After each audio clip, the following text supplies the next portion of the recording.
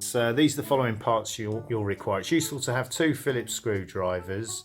The 2 nuts will be on this side, the 2 bolts on that side, the 2 plastic parts which are exactly the same, and the long section of the pin will be pointing away from the door towards the frame. We slot one of the plastic pieces on this side.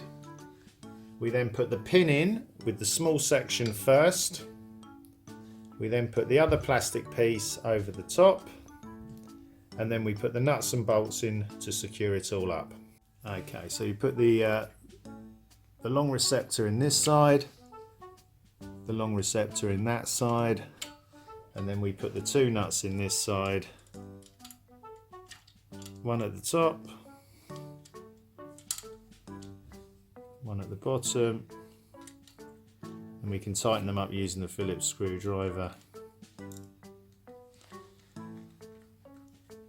Then when you get near to completion, it's good using the 2 screwdrivers just to put a final tightening of the nuts and bolts together.